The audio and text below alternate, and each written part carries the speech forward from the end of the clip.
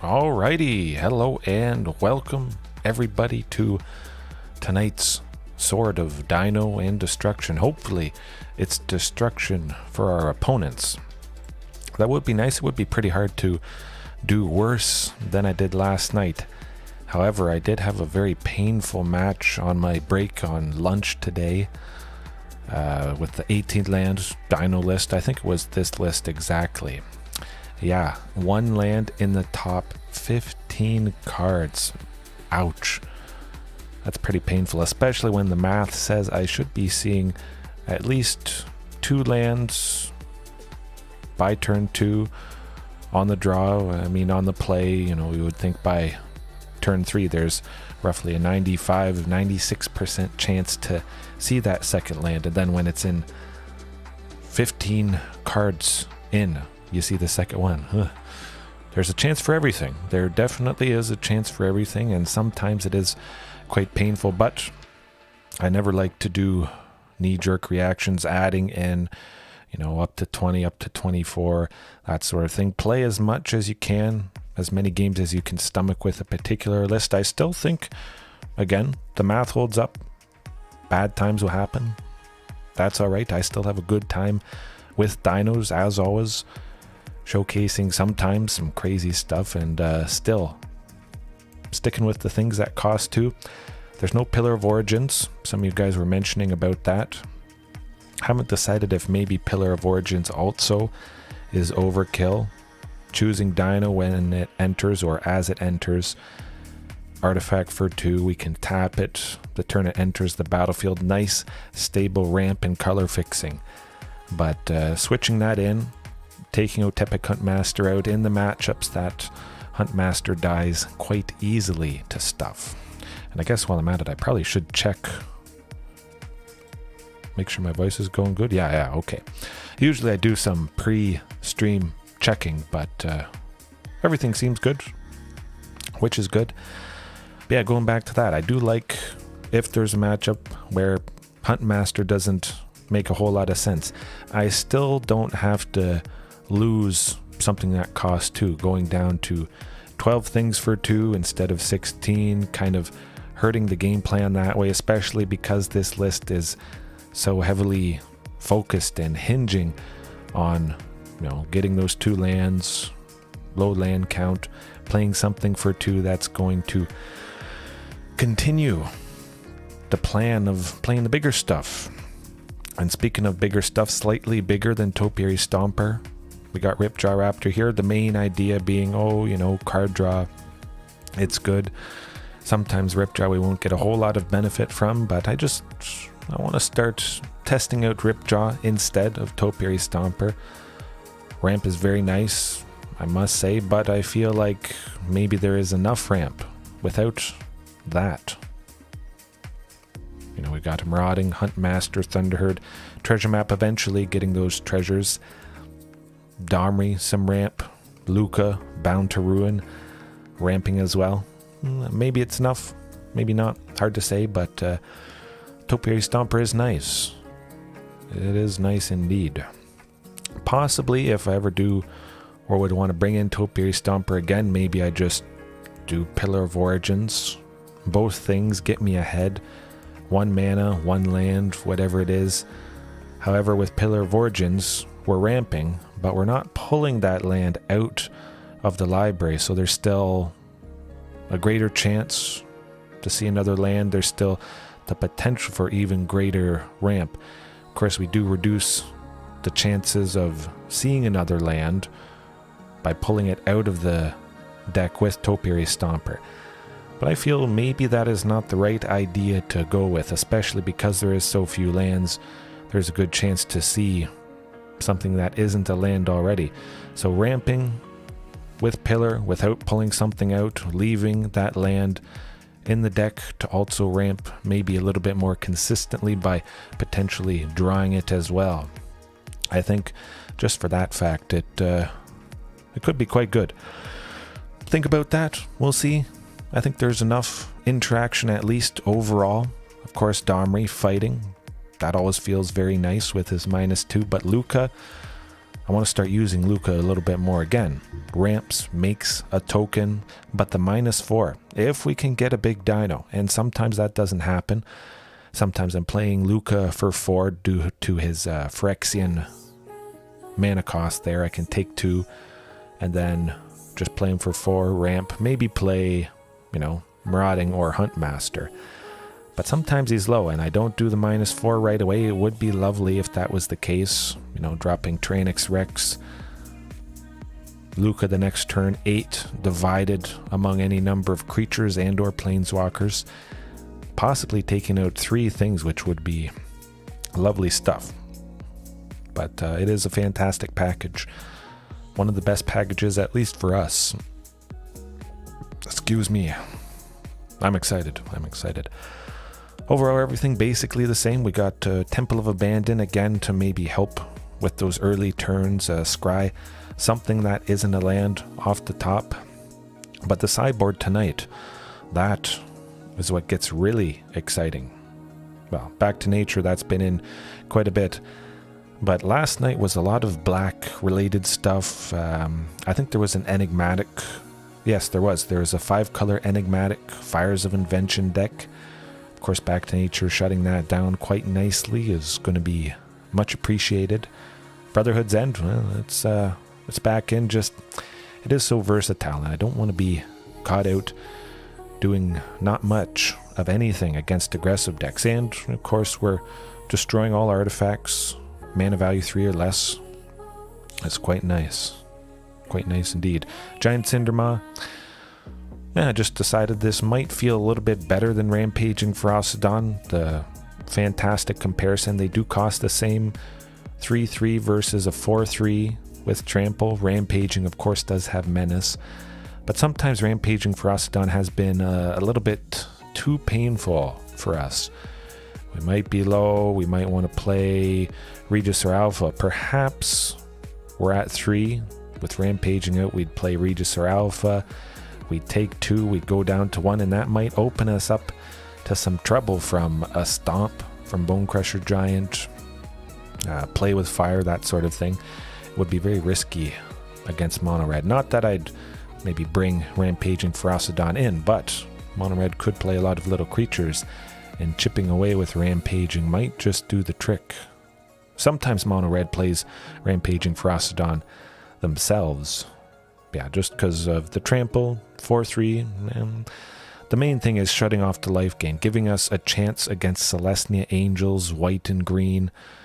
Sometimes they are mono white angels, but for the most part it's, yeah, white and green. That's going to do the trick. And then the namesake, Sword of Dino and Destruction, a scary sword for certain decks, and just a scary sword overall because it has some fantastic value. The new Sword of Forge and Frontier, +2/+2 for equipped creature protection from red and green, of course. That's a no-brainer there. Helps us against Gruul vehicles, which, well, that was pretty good stuff. It was pretty rough last night facing those, but also Mono Green Devotion. I mean, we make whatever creature we attach this to unblockable against Mono Green Devotion. If they don't have enough big creatures, that's a pretty good clock, especially if, you know, I slap it on a Tyrranax Rex. But hopefully I'd be able to attach it to Ghalta, play her for 2, attach Sword for 2, 4 in total. Ghalta is 14, unblockable. And when it connects, exile the top 2 cards of our library. We may play both those, not one or the other, not choose one. Both of those, plus we can play an additional land this turn. That's just a lovely, lovely package. I might get this in paper. Hopefully the price goes down a little bit, but at the very least it was effectively free on Arena, which, that's a lovely thing right there. I say we jump into it. See how much mono black or Rakdos we face tonight, but it definitely has seemed like a lot of mono black, I must say. My oh my. Goodness.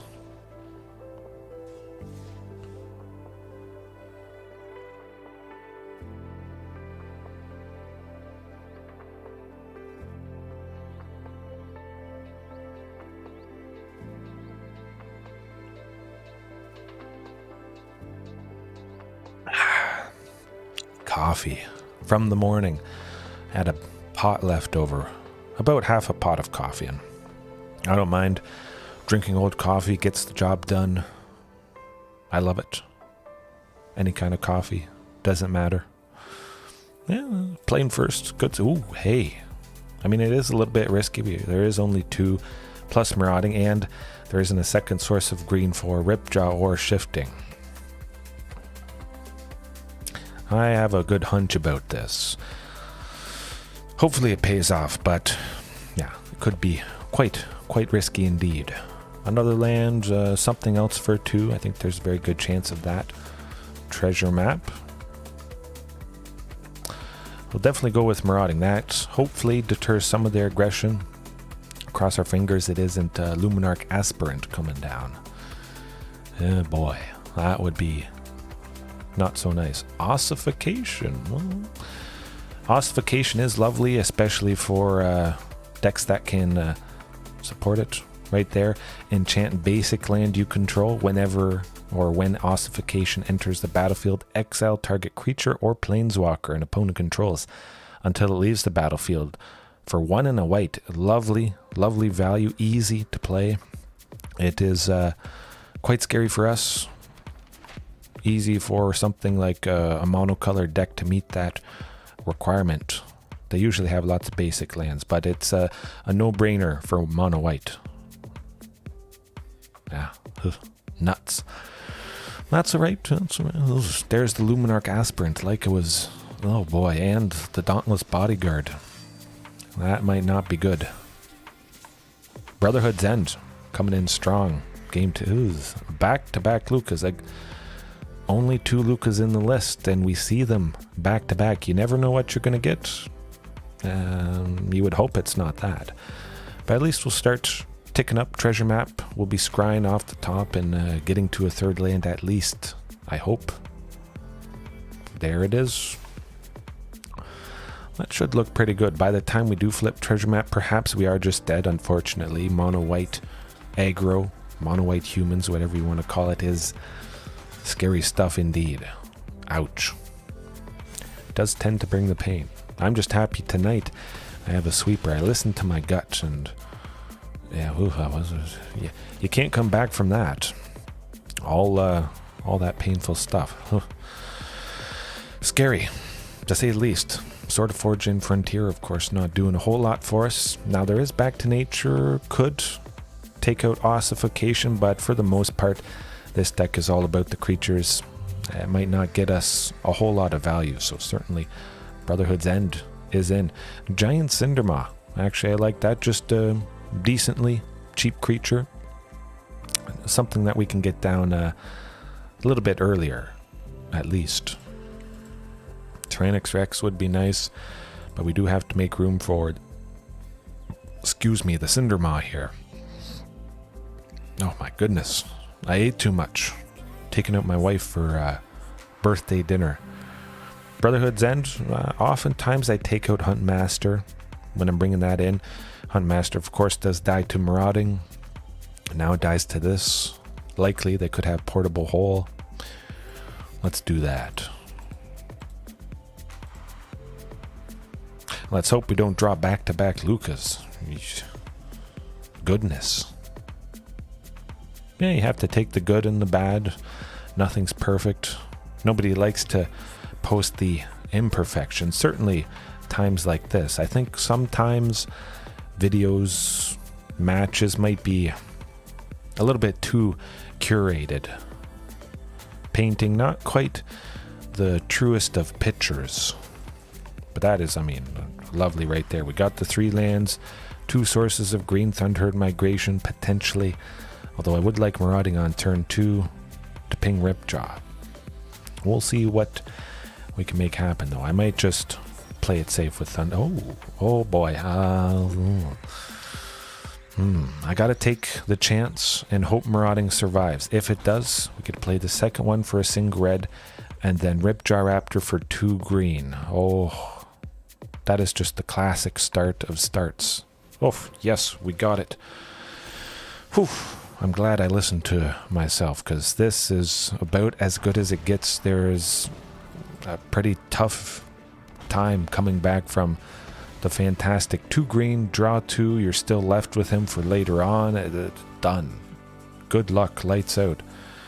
Plenty of lands at this point. We will get to Carnage Tyrant quite easily. We can go with Carnage Tyrant next turn if they've left a Marauding Raptor alive, but I don't see him coming back from that. Boom. There you go. Lights out. It doesn't matter how much they play. Staring down a 4 or 5, that's going to draw even more cards. Maybe they would have only had removal for a cheap creature. Again, that portable hole. Perfection. Lovely stuff. Man, I love Ripjaw. Again, maybe Ripjaw is the more right thing, especially having something a little bit cheaper. Shoring up the mid-early game has been quite nice, I must say. This hand, gonna stick with the math. Cross the fingers. We're on the draw. 2 chances to see that second land, and here goes nothing. Oh boy. Let's go, land. You can do it. That's not a land. Nuts. Carnage Tyrant it's gonna have to be. This turn, coming up. Brotherhood's End, that's going to be possibly nice. Oh boy, my goodness. Well, you just never know, unfortunately. 1 land in the top 10. Not so fun.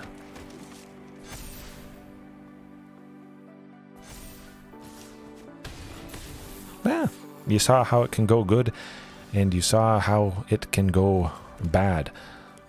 Now we're just dead next turn. What am I saying? Although, no, we're not coming back from that. Definitely a little bit too slow. That turn 2 Thunderherd Migration would have been lovely. Getting to 3 for Brotherhood's End. Smoking them. Taking out a ton of stuff. Yeah, can't win them all. Yeah, that Ripjaw. Whew. Something that can attack or block. Probably block in a lot of cases where Topiary Stomper, we get the land, but we can't use them. And oftentimes, especially with such a low land count, I don't turn on Topiary Stomper, meeting the requirement of needing 7 lands to attack and block with him. It's not turned on nearly as much as I would hope. Even with Treasure Map, flipping to Treasure Cove, you know, that's a land itself, so that might help get to 7 right there. But other than that, it's not nearly as much as I would have wished for.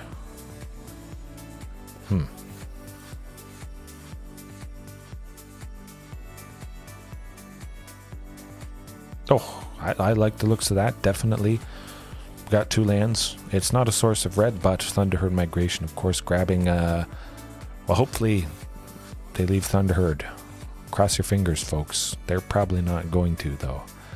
Like, yeah. Oh, it's gone. It's got to be gone. Whoa, it's not gone. Wow. That is quite surprising indeed. Maybe they don't have removal for small creatures. I definitely would have expected Thunderherd to go, because, yeah.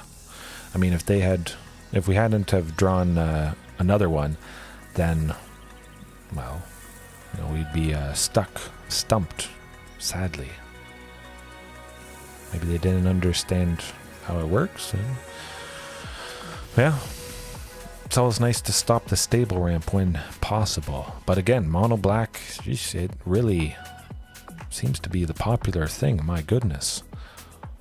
Reveal another Dino, definitely. Keep the hope alive. Ripjaw Raptor coming down, maybe they save something for Ripjaw. At the very least, Treasure Map and Otepec Huntmaster next turn could be pretty good.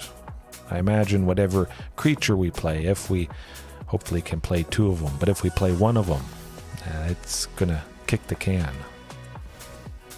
Liliana? Maybe if we played Huntmaster, it would die to Fatal Push, sadly. Ghalta, it could be a pretty low chance we get to... Ooh. they discarded a Fatal Push. You see that in their graveyard there. Maybe they're bluffing, pretending like, oh, we don't have one. You know what? We'll play it safe with Treasure Map. We'll get the landmark counters on. We'll get scrying. Hopefully get another land coming up. I can't play Regisaur. Let's get to another land. And seems like we should be getting Tyrranax Rex when we do flip the treasure vault. Pretty good chance I think we're still alive. They only played the Gifted Aetherborn so far, and that should be nice. The only thing they can discard is a treasure map, which is quite lovely, but they got to be worried about that Tyrranax Rex. Brotherhood's End, that's going to be lovely. Of course, taking out these Gifted Aetherborn with Death Touch. Don't have to worry about them taking out a bigger dino, a much bigger dino that they wouldn't have taken out otherwise. Huntmaster, well, you know.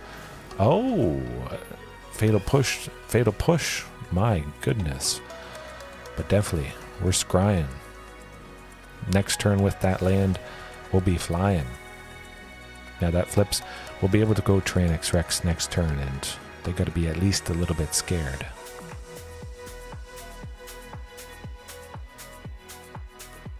Hopefully we're able to take out Liliana of the Veil.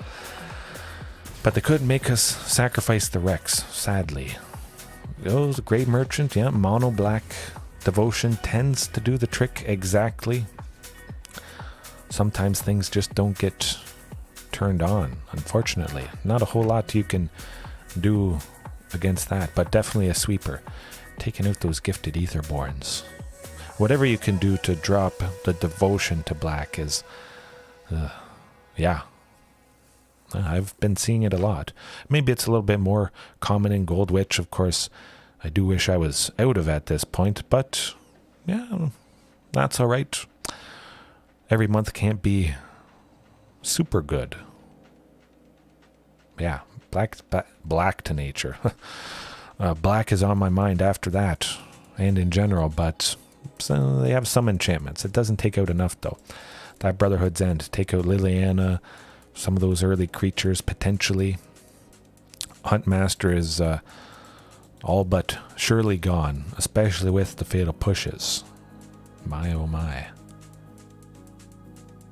Yeah, keep it like that.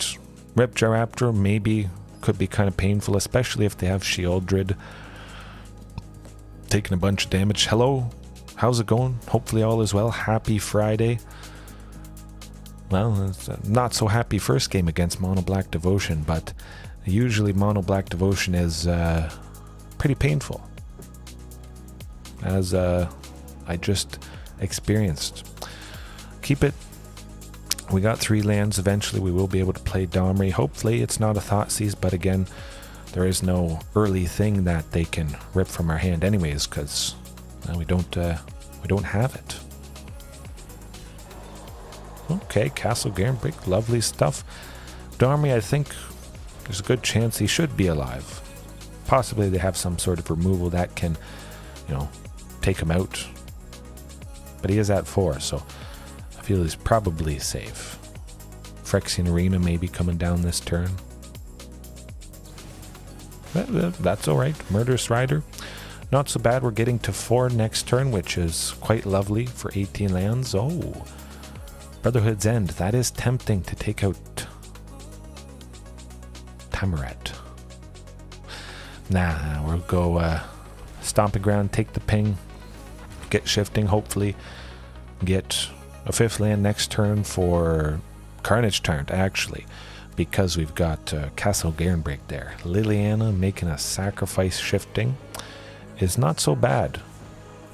Not bad indeed, because now we get to take her out, plus Tamaret, his toughness, or because his toughness is equal to their devotion, they'll only have 2.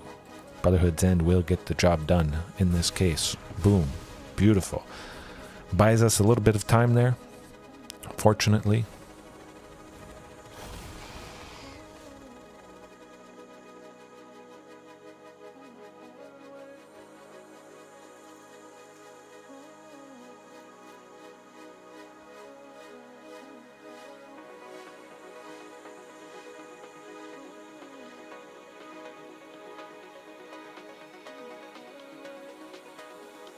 Right. Okay, yeah. Oh, Phyrexian Obliterator. Well, that's going to obliterate our chances. We're still not to 5 for Carnage Tyrant, at least. Yeah. Gonna have to pack it in with that, but pretty odd, I must say. Not necessarily odd, but just a lot of mono black. Maybe something is up. Who knows? Maybe people are feeling the flavor and want to dust it off. Maybe, you know, I just happen to be facing a lot of it. Of course, there is variance. Some nights will be quite a bit different. Every night is different, but some will be quite a bit different, facing similar things back to back, or at least just multiple times in the night. Ugh. Yikes. Makes me want to go into white for Solar Blaze.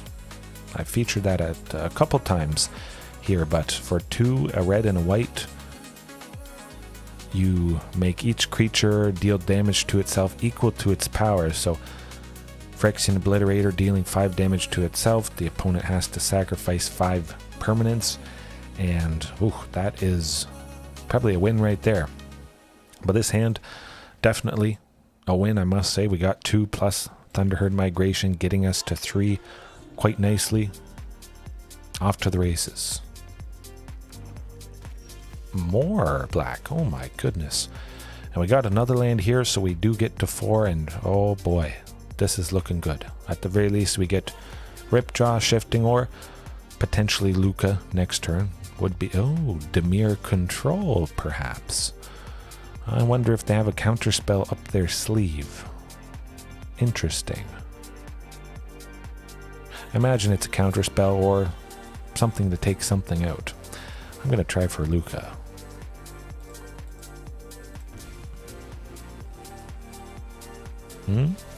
Oh, okay, good stuff. Especially because he can ramp. We get this down, we ramp.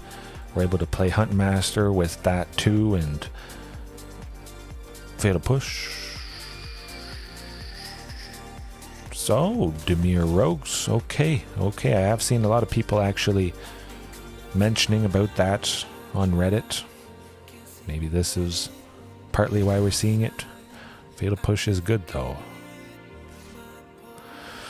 That's alright. As long as he survives, we get the ramping power of Lukka. Oh.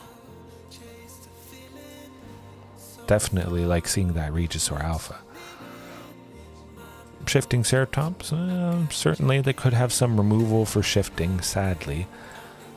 I'm just going to keep up the aggression and see if that draws anything out.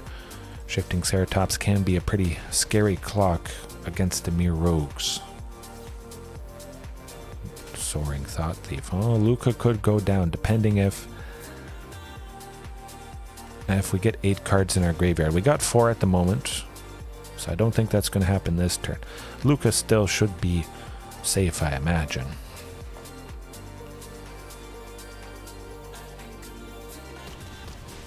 Ouch, there goes the Tyrranax Rex.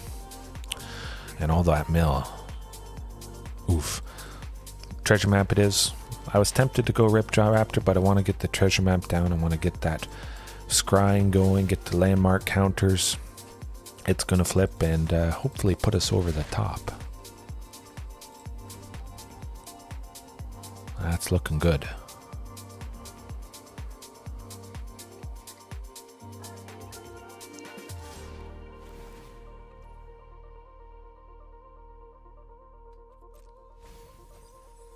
Ooh, milling 2 lands. Oh, and Carnage Tyrant.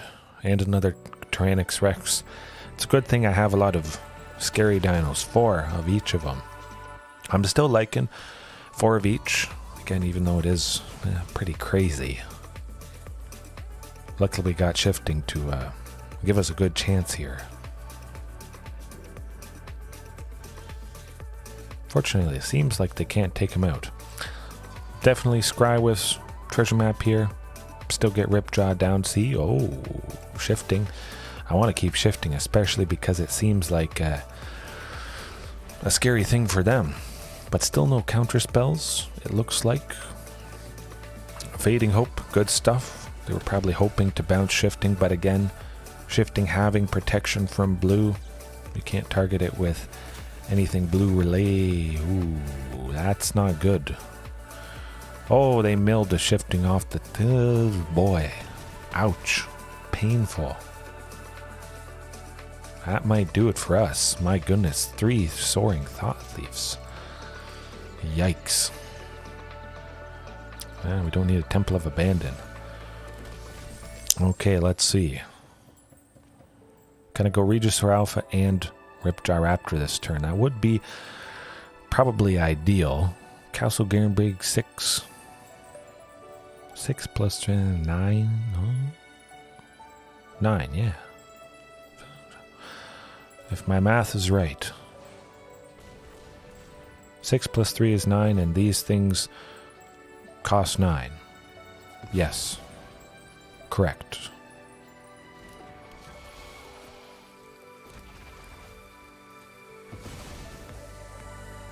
Hopefully they don't have a counter spell. Or something that can kill something. Whew. Oh my goodness. I was very worried there for a second. Yikes. At least I did the math in my head. Certainly the flipping from treasure map plus the Castle Garenbrig getting us to an all-out... Oh, excuse me. An all-out explosive 9 mana. 5, 4. Boom. Lovely. I would like Brotherhood's End. Of course, against Dimir Rogues, a lot of their things are fairly weak. Soaring Thought Thief does only increase power, so the toughness of this guy in particular stays at 3, well within range. They have a lot of other small stuff. I think Brotherhood's End could do the trick. We didn't see any counter spells really, which was nice. Perhaps we did get lucky, but we do have Shifting, Tyrranax Rex, Carnage Tyrant, all that stuff that is protected from it. And is going to provide a headache. Domri as well. Yeah, keep it as is.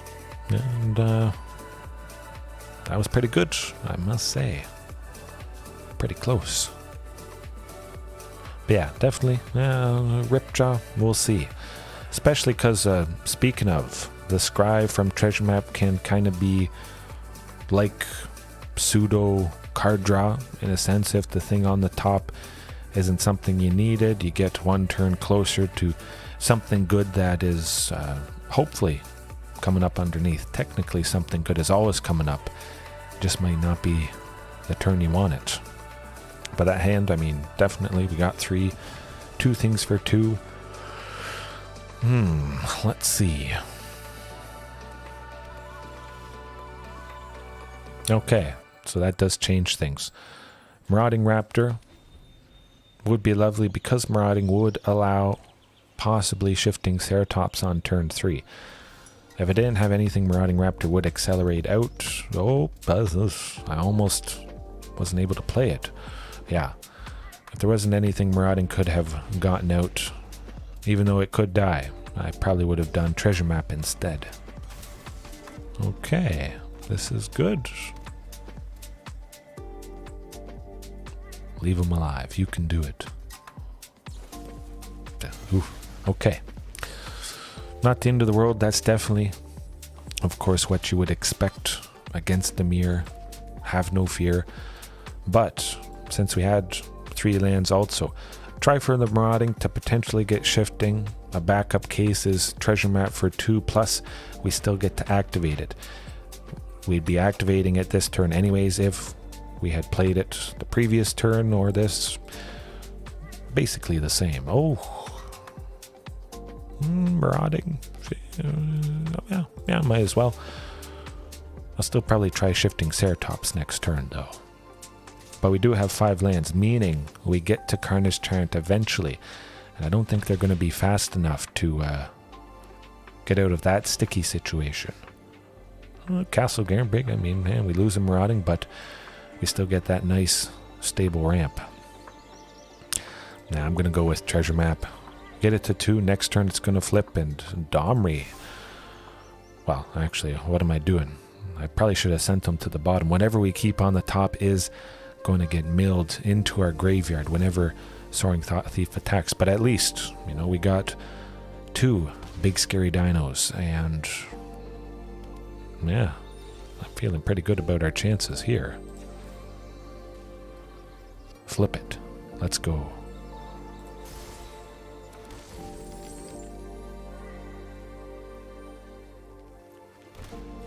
Boom. Tyrranax Rex, just because, well, it has haste. I want to get the clock going and hope they can't remove it.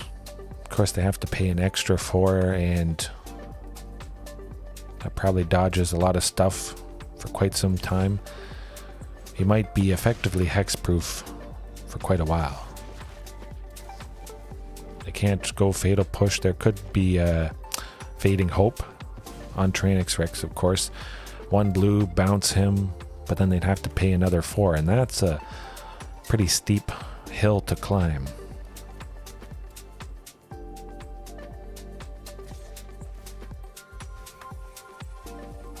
Not too bad. Lukka, of course, could take out possibly quite a few things if it makes sense to do so. Drown in the lock? Hey. If they want to pay 6 to take out a creature, that's still pretty decent. Lukka, though. I'm going to take it. Oh, hold on a second. Let me think. Lukka for 4. 1, 2, 3, 4. So 2, 5. Yeah, we'd still get to go Carnage Tyrant, sacrificing that treasure there, but we have to take 2.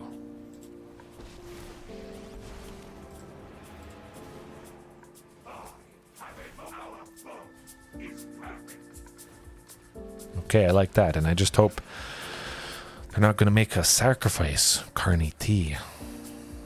Hasty shifting next turn, possibly a token with Lukka. Hopefully he's sticking around, but I imagine they're still going to attack him, sadly. Either way, you know, it's drawing aggression from our own life total, so it's not so bad.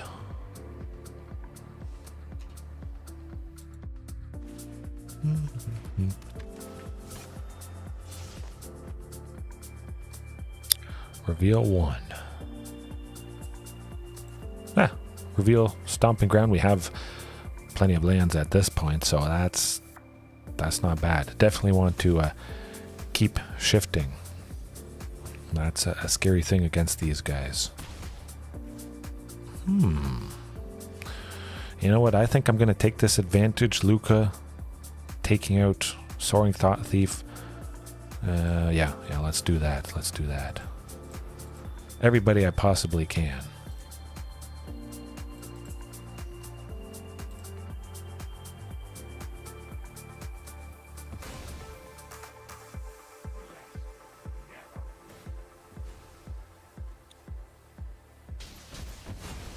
Boom. Lovely. Regisaur Alpha. Actually, can I go Castle Garenbrig plus Regisaur and shift? Oh, okay. Nope. Hey, all good.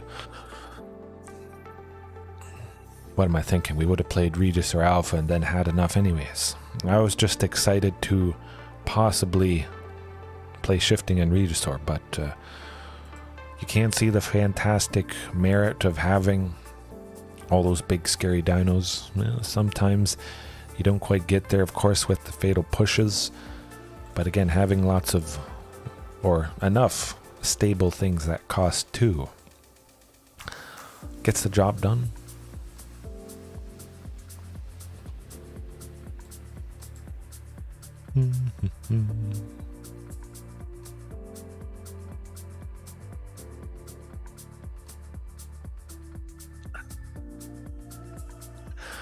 Now, where is that mono green devotion? Hopefully I get a feature Sword of Fortune Frontier a couple times tonight. I might just bring it in again, like I mentioned, because I think it is so fantastic for dinos, or just overall. Ron Burgundy. That, oh wow, that's a keeper if I've ever seen one. 3 lands, lots of stuff for 2. Tyrranax Rex, of course. Temple of Abandon, turn 1 to Scry, maybe keeping a land on the top, but we got plenty so far, so might grab Ripjaw, of course. That's always nice to see. Okay, I'll stick with another Thunderherd. That could be good. Oh, something else black related. Well, playing it safe when I see that, definitely. Even though it would be tempting to accelerate stuff out, we don't have something immediately for turn 3 that Huntmaster would have done. Of course, you know, if Huntmaster survived, Marauding Raptor for 1 plus a Thunderherd for 2 would be lovely. However, I'm going to take the ping, the slight ping, get to go Huntmaster plus another Thunderherd. Lovely, we're at 5, and if all goes well, we might see Tyrranax Rex next turn, although I would expect Huntmaster to kick the can. You gotta. Definitely. Huh. Be very surprised if... Oh, Huntmaster lives. That is quite interesting. My goodness. Well, when that happens, and it does not happen often, you do something like this, because that's about as explosive as you can get. Look at that aggression, just maximum aggression, and yeah. They're going to have a hard time dealing with this. Lovely, take out a Trespasser, deal a decent chunk. Maybe they take out Regisaur, the token, whatever it is. That should not be a problem. Definitely, I would imagine if they can take out anything, it would be Regisaur Alpha, or, you know, you just play another creature. Tyrranax Rex? It's not Tyrranax Rex, but I do like to see Marauding Raptor. We'll be able to nicely fight Tenacious Underdog if it makes sense to do so. I think I like that.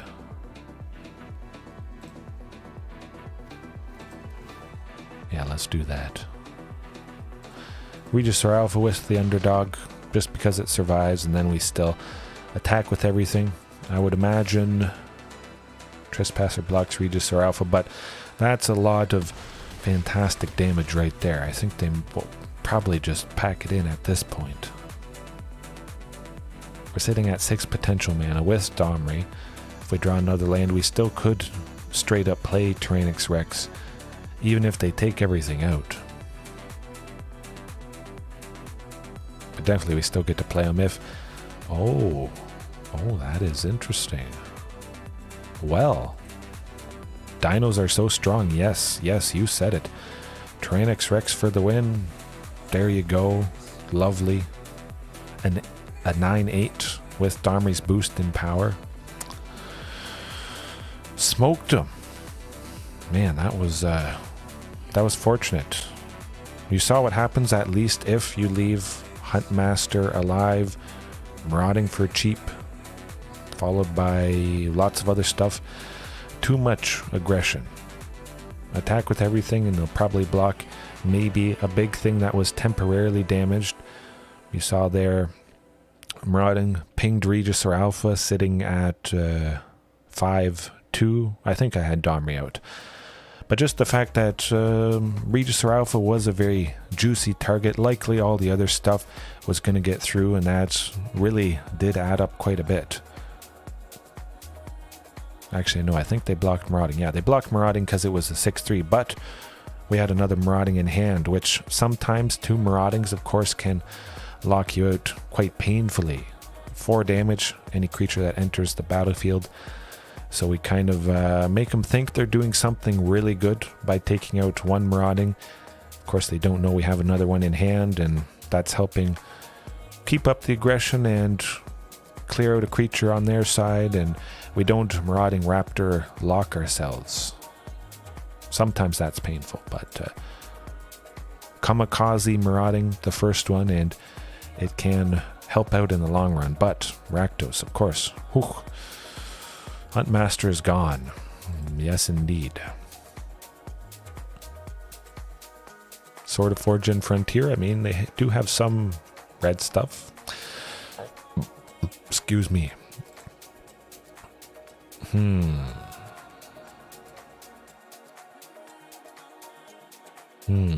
Let me think. Yeah, keep it like that. Brotherhood's End should take out a lot of their stuff.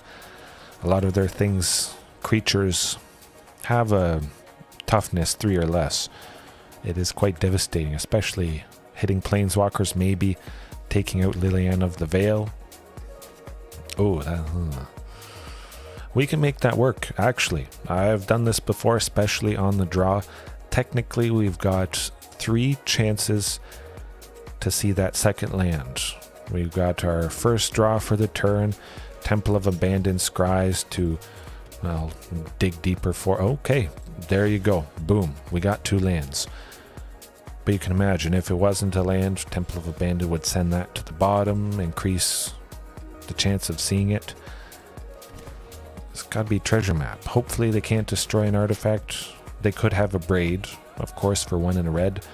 3 damage to target creature, or destroy an artifact, destroy the treasure map.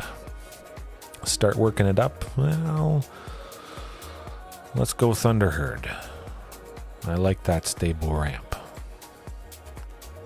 I'm going to reveal Marauding. Maybe they're going to expect me to play it. They hold back removal, but I might just not. Shieldred is going to be pretty painful, I must say. It's going to be hard to come back from that. Get another treasure map going, though. Maybe this won't be fast enough. I feel it might not be. Another mountain? That is certainly good. Certainly good. Yeah, you can see here where the Pillar of Origin, immediately tapping for mana of any color to play a Dino. We'd usually well, I don't see a world when I'd ever choose something other than Dino, but immediately tapping for that. If the treasure maps were Pillar of Origins, we would be certainly in a much better position than we are right now. Yeah. It's not looking good. Yeah, we're not coming back. We're already down to 8. And Shieldred, in a sense, dealing 6 each turn. Would have hit us next turn for 4. Plus we would have taken 2 from the draw. Chandra, her first ability there, +1. Exile the card, top card of their library. They just wouldn't play us. They deal another 2. They'd kill us right there, sadly. Tempted to bring in Huntmaster. Yeah, we're on the play. Let's do it. Brotherhood's End, not doing a whole lot for us. Even though they do have a lot of stuff for 3. Well, that's how it goes. I have beat Rakdos Midrange before quite nicely, especially with Lukka or Volcanic Salvo. Something that can take out 2 big things. At least if it can take out Shieldred, that is a good thing in my mind. But like treasure maps, we got 2 lands, 2 maps. Even though it can be a little bit slow, you can't fatal push this. And I like that.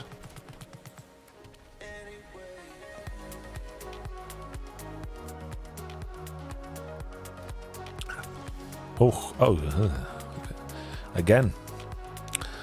3 of the 4 treasure maps in the top 8 cards. You'll see anything, anytime. Just got to be open to that and not get too worked up. Oh, and that is good. Okay. Domri likely, probably is dead from the Blood Tithe Harvester. Well, get another treasure map. Get tapping one of them. Hopefully get another land next. Oh, Temple of Abandon. Might as well. We can play that as our land for the turn. Tap both treasure maps. We are going to absolutely explode in mana with treasures. Okay. Let's go Temple of Abandon. Castle Garenbrig, 100%. Kind of tempted to go Domri. It would draw the aggression from Blood Tithe and Graveyard Trespasser. They probably want to take it out immediately, but I feel like getting the second landmark on this treasure map and the first one on the other one. That might be most helpful.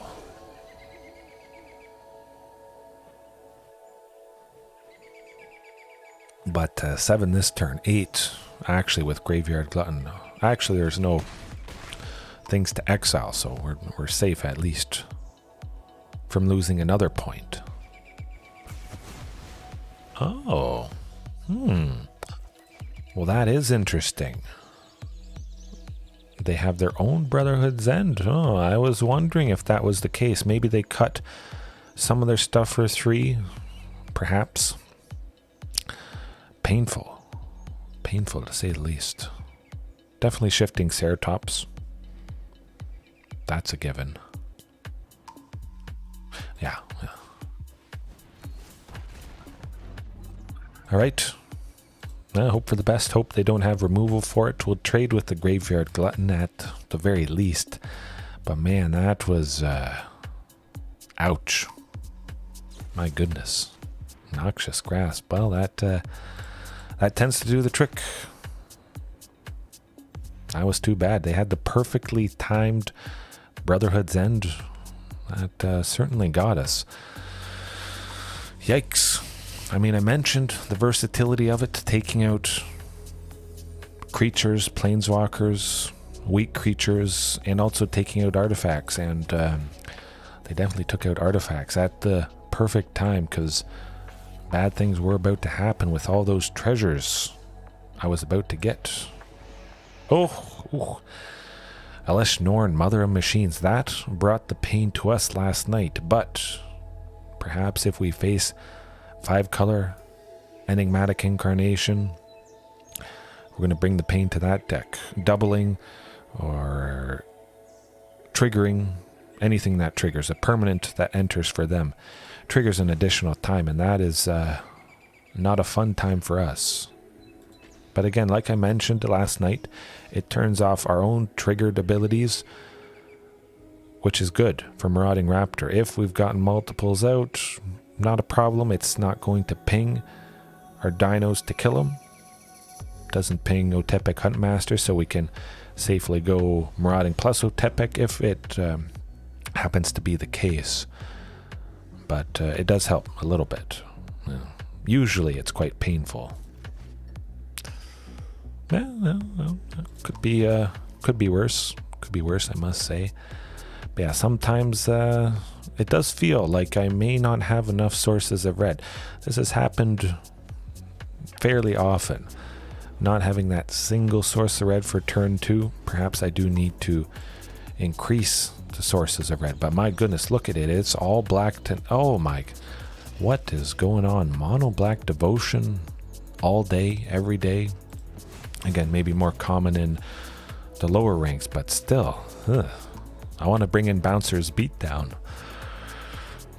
That would help. Definitely. Tune a green instant speed if you target a black permanent creature or planeswalker. It costs 1 green. Deal damage to that permanent equal to the greatest power among creatures you control. That certainly is quite lovely indeed. Does the trick, and you exile that permanent, which can be pretty applicable, I must say. Hopefully we get to another land next turn. We just start playing Carnage Tyrant. But it will be painful. I want to keep both Carnage Tyrants. Oh, nuts. Well, that's not good. My, oh my. Oh, boy.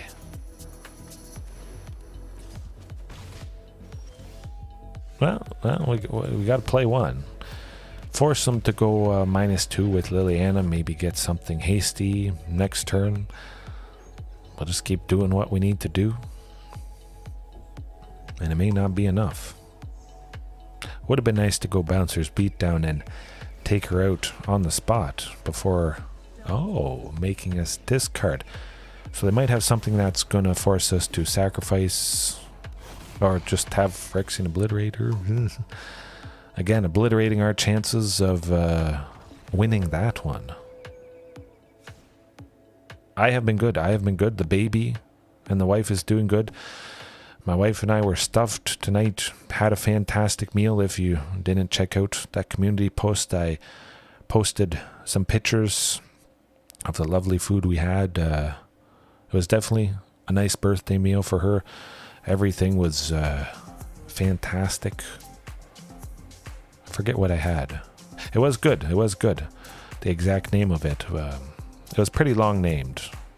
All of the dishes had a long name to them. But yeah, overall I'm good. I mean, the matches, a lot of black tonight, I must say. Yikes. Trim Ghalta. I think there's a pretty good chance we don't see Ghalta. Tyrranax Rex again. Well, they could have something that makes us sacrifice a creature not targeting Rex or Carnage Tyrant, and that is always painful. But I feel like Giant Cindermaw, decent body, stops some of their potential life gain, especially with Shieldred. That is quite nice. Yeah, well,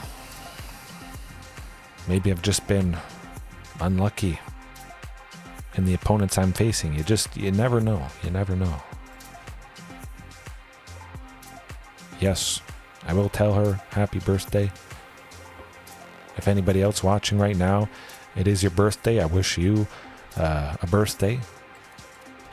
There's probably a pretty good chance, maybe tomorrow, days, weeks after this, when you're watching, somebody's birthday. It is, statistically, it probably will be. Yeah, Temple of Abandon, nothing that Marauding Raptor is going to power out. Might as well scry to see what's on top, maybe get something good. Treasure map certainly does feel pretty good.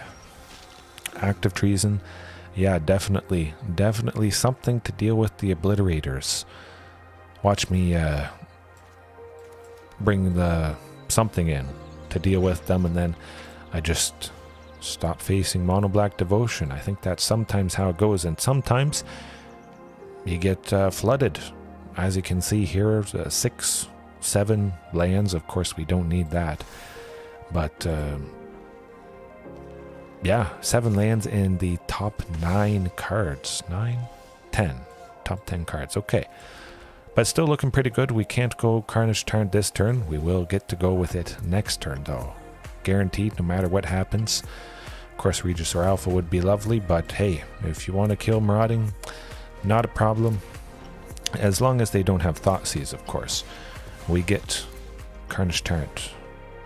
We're at 5 lands, one of them being Castle Garenbrig. That's going to be lovely stuff, but yeah, something versatile that can help against the big boogeyman, the Phyrexian Obliterator. Ouch. Again, Solar Blaze. Maybe I'll link it for you guys, but if you haven't looked it up before, check out Solar Blaze, because that does the trick, tends to do the trick. Very good for dinos, especially because some of them are bottom heavy. Oh, that's lands for days, my goodness. But yeah, because a lot of dinos are bottom heavy, they have more toughness than power. They survive that Solar Blaze, which is lovely. Absolutely fantastic. It really is a pretty good strength. Ripjaw Raptor, Marauding Raptor, Thrashing Brontodon, Otepec Huntmaster, a lot of those standard classic things. It can sometimes mean a one-sided board wipe with that Solar Blaze. Of course, I like having some incidental... Oh my goodness, look at this. Wow. A really strong Obliterator counter. That's... Hey, I'm always up for countering Phyrexian Obliterator. My goodness, do I need to cut it down to 16 lands? Because... Yikes. Well, we got lots of good stuff, of course. I would expect Gifted Aetherborn to block Carnage Tyrant. Do I want that to happen? I don't know. Murderous Rider. Ouch. At least we do get the token. It's all but guaranteed that the Gifted Aetherborn is going to block Carnage Tyrant. Let's get this situation out of the way. Had to happen at some point. I just constantly hold back Carnage Tyrant and wouldn't be doing a whole lot with it. Oh, my lands. What are we at now? 3, 6, 7, 8, 9. I didn't count Treasure Cove here. So 9, 10, 11 in the top 16. Oof. Splashing White, Justice Strike. Absolutely the ultimate hard counter against Phyrexian Obliterator. Of course, it's half as much as Solar Blaze, can be played at instant speed. Very versatile, takes out Shieldred. Shieldred having Death Touch, she kills herself. That's pretty good right there. But yeah, let's sacrifice this treasure, and we probably won't. I mean, it's a creature. It's not a land, so you gotta always look on the positives. But it's not exactly a scary creature. Oof. You'd think, seeing a situation like this, I have 24 land. Hey, you can see the lands. Be my guest. Pay 1 black to take 2.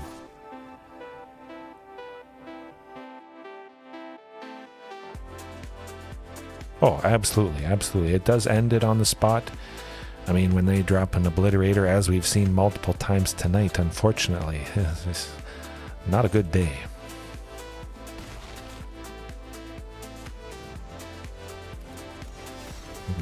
Oh, oof. There's about I think from the article and the chart, a 2 or 3% chance to flood with 18 lands. It might be like a 2.8% chance.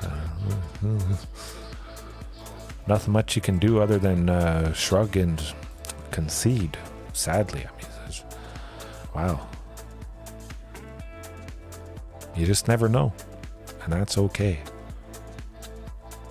Oh, absolutely. I think I'm really going to look into white, especially, again, because there is Thunderherd Migration that can grab, the single planes that I splash to help facilitate casting Justice Strike or Solar Blaze, whatever it is, something black, something blue, and of course dual lands. The Triomes, of course, is likely what I go. I will replace my Temple of Abandons, even though I do like the scrying from Temple of Abandon. If I'm splashing, I probably should have a couple Triomes for that third color, 1 basic land of that splash color, although sometimes it has caused me pain, especially because land count is so low. Every land has to be on point, and drawing that basic land too early when I really don't need it, that has messed me up when I have splashed and added that basic planes. Maybe I don't need it. Maybe I can splash for dinos that do good things. Awakening Sun's Avatar, of course. A one-sided board wipe, mostly. If we cast it and it enters, destroy all non-dinosaur creatures.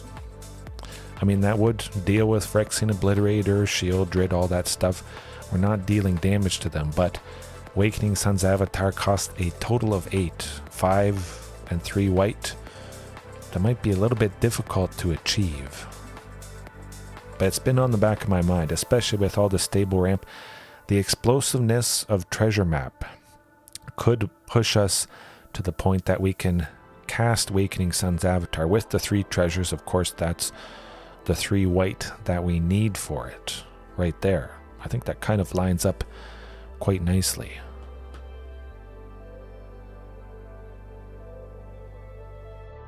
Splash for white. I think it probably would be a dino. Some dinos. Kinjali's Collar, of course, 2 and a white for a 2/3 flying. Creatures our opponents control enter the battlefield tapped. That's always been on my mind, but of course any future copies are redundant. A draw. Maybe the algorithm had mercy against me. It was going to make me face another Mono Black Devotion, and it was like, well, this guy has felt enough pain at least for one match. Let's have a redo, and we shall see. Yeah, we could look at the potential things you might splash for white. Of course, I would hope and probably try for a Dino. There are a lot of fantastic toolbox dinos, or just fantastic dinos in general. But we're facing Obosh, Prey Piercer, odd mana value creatures to deal double damage. It's very scary stuff. Very explosive. Black and red. Actually, it could just be mono red, because you don't need to spend any black for Obosh here. Oh gosh, it's Obosh.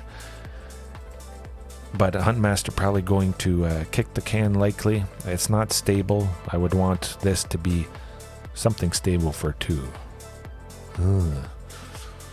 That went downhill quick. Oof.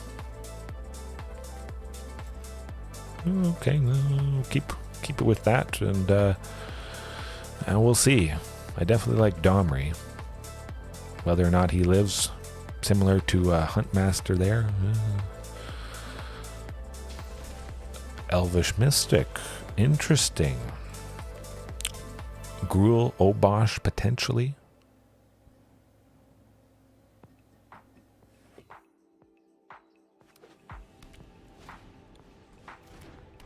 Yikes. This is looking pretty painful.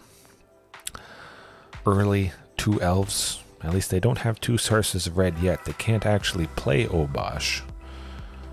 But of course they do have the fantastic acceleration with the elves.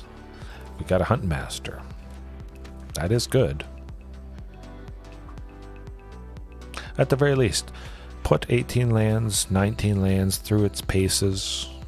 Perhaps in some night's time I determine, maybe it's not enough. Get as big of a sample size as possible so that I can look back on it. All of you guys can look back on it to see if it's something you want to risk. Of course, there's always a chance for whatever you're playing to not work out. Another land next turn, hopefully. Ripjaw Raptor would be nice, although we are staring down a Love-Struck Beast, and I don't love that. Obosh coming down next turn. They do have their 2 sources of red there, and that probably is gonna do it for us. Yeah, that tends to do it when you've only played a Huntmaster.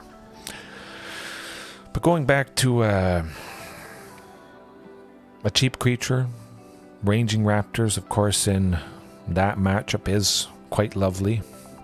Of course, Sword of Forge and Frontier. I mean, that is definitely coming in against these people. Hopefully getting that early Ripjaw, but yeah, definitely what I want to be seeing.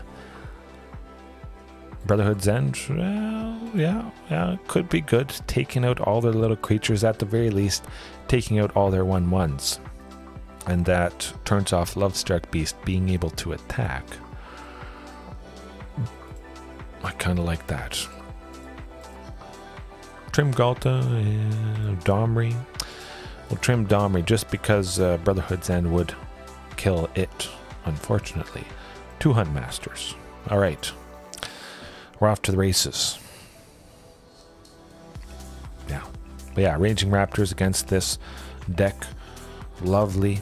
Better than Topiary Stomper just because for 3, we play a creature, we block something big they attack with, likely, and we get a land from that. Topiary is just 3 for a land. We don't block something big, so we still take damage.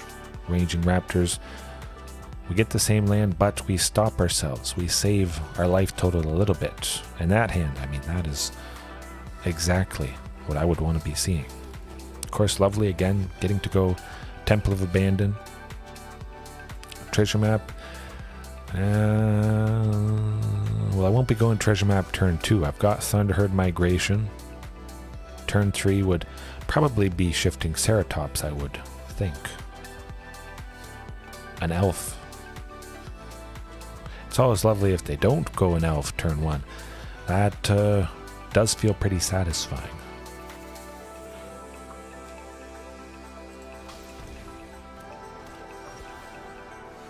Okay, looking pretty good. I almost played Castle Garenbrig here. That would have come into play tapped, and I would have been very sad with that indeed. But luckily, we got shifting. We get to 4. Beautiful. If, again, say, well, we shuffled it, but if, say, treasure map was that Pillar of Origins, definitely, I would have grabbed that. Continuing with the stable ramp. Sometimes treasure map is a little bit too slow, but I still love it. I'm still going to be using it quite often. Maybe in the sideboard, bring it in if I cut Huntmaster, get a nice explosiveness with the treasures a few turns later, fix the draws with the scry. It is a lovely package, and still pretty hard to interact with. Maybe they think something's coming up. Don't want to play a creature? We'll go Ripjaw Raptor. That's the thing you want to be doing against a deck like this. Yeah, geez. Good. Hopefully they don't steal it with the Crowan War. Yeah, that's my biggest worry. Did I just jinx myself? I'm crossing my fingers I didn't.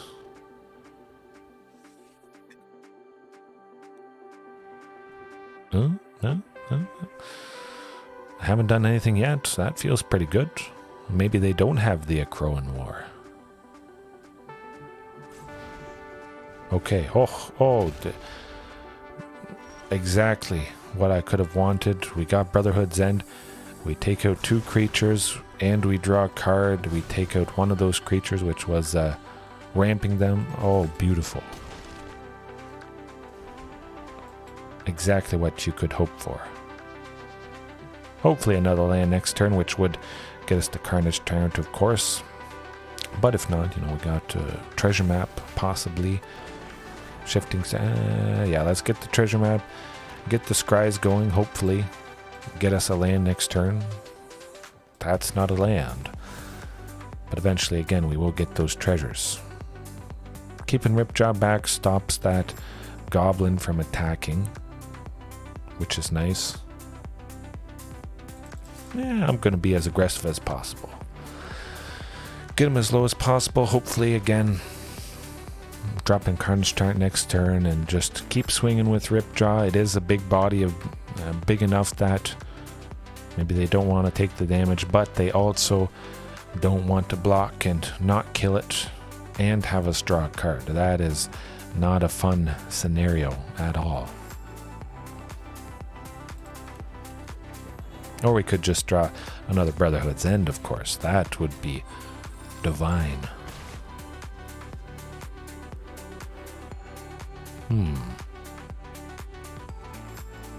I just hope I see Sword of Fortune Frontier once. Once at least tonight. But again, the exiling the top 2 cards, playing both of them, playing an extra land, oh, that is up my alley. But also Carnage Tyrant with 5 lands is quite nice as well. All thanks again to Castle Garenbrig. Effectively, that is 2 lands. It taps for 2, gets us to 6 a turn earlier. I can't sing its praises enough.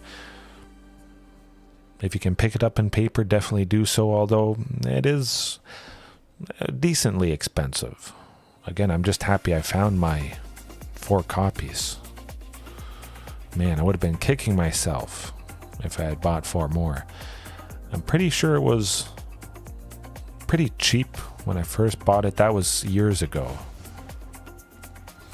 Yeah. Thrun, Breaker of Silence. Not a pretty sight indeed, but we do get to take out this token quite nicely. Brotherhood's End. Well. We've got some options here. Actually, what am I thinking? We gotta take out Reflection. We soften everything up. They're dead. They're dead. Carnage Tyrant alone. But yeah, just softening up the bodies. Thrun, we get to take out whichever creature he blocks, we still get him. Especially thanks to the trample. But you gotta keep in mind, maybe you don't take out some or any of their creatures, even if you temporarily drop their toughness. Thrun especially. Imagine I had just Ripjaw out. I take out everything except him. Get to attack with Ripjaw. I've already drawn a card from Brotherhood's End, pinging it. And then I attack, and maybe they don't want to block with Thrun.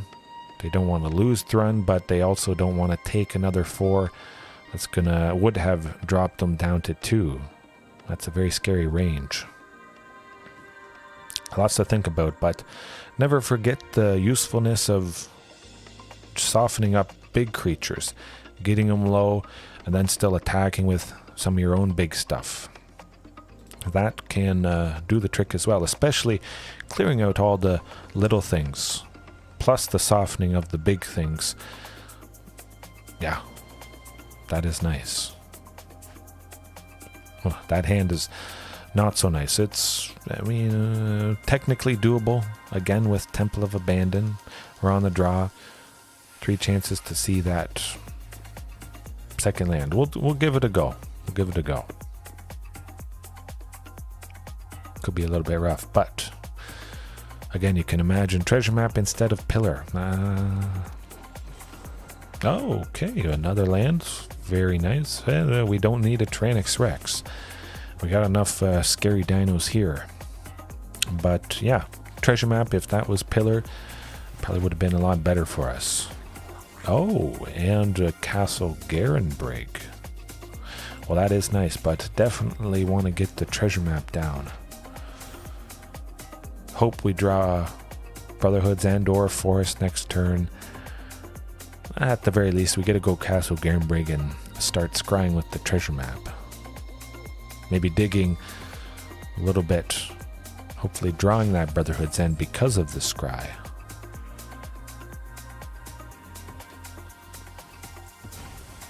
Ooh, a Brash Taunter, that's not a pretty sight. From M21, indestructible. Whenever it's dealt damage, it deals that much damage to target opponent. So it's another painful thing that whenever a creature or whenever that creature is dealt damage, they do something nasty, similar to Phyrexian Obliterator, kind of in that sense.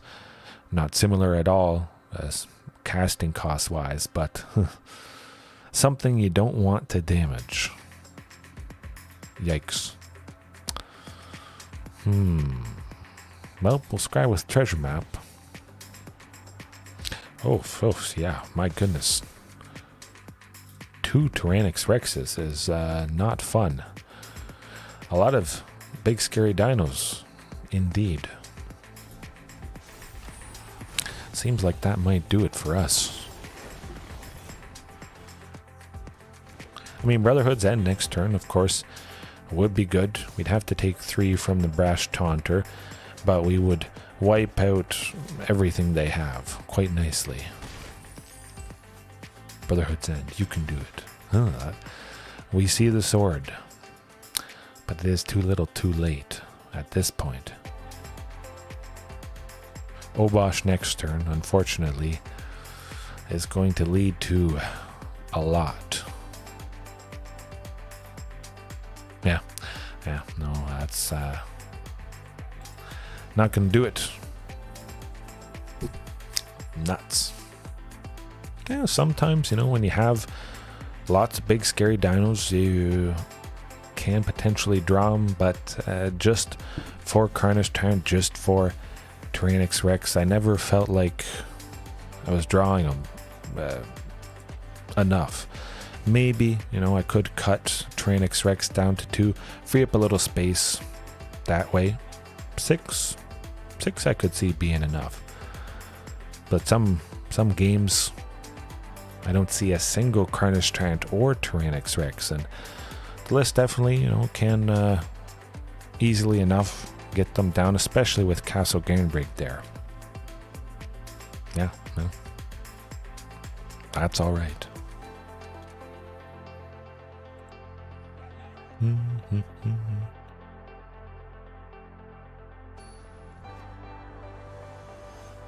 Sharkapee. I don't know how to pronounce that. Well, hey, I can go with that. I like seeing Castle Garenbrig. Speaking of treasure map, and get those landmark counters going. Always love to see Thunderherd Migration, of course, though. Oof, Rakdos. Definitely, I would imagine Marauding Raptor is going to go down, all but certain. Let's play it safe.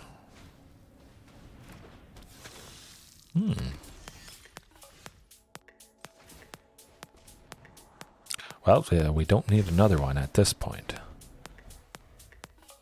Lands, that's what I want to see.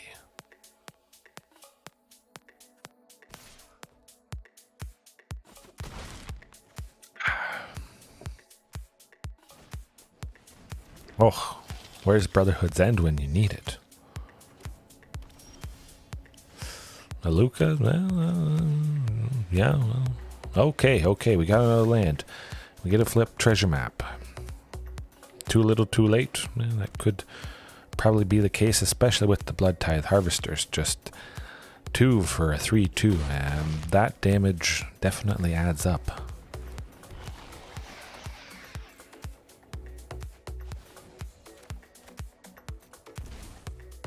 Yeah, no, that'll do it. Treasure map flipping, we have to pay 1. We're left with a total of 5, and maybe if we could take out Shieldred, it would be nice. Alright. Brotherhood's End, maybe they drop the early Blood Tithe Harvesters. It would be nice to take those out, the Goblin token, Reflection of Kiki Jiki, all that stuff. But again, Lukka can't take out multiple things. Huntmaster, of course, is likely dead to stuff, so certainly in this case, Brotherhood's also kills it. Let's cut him. I feel like Ghalta. Let's bring in the sword. Even though they don't have a lot of red-based stuff, I like what the sword can do, and I just want to use it a little bit more tonight. Domri. Full swords. Let's go.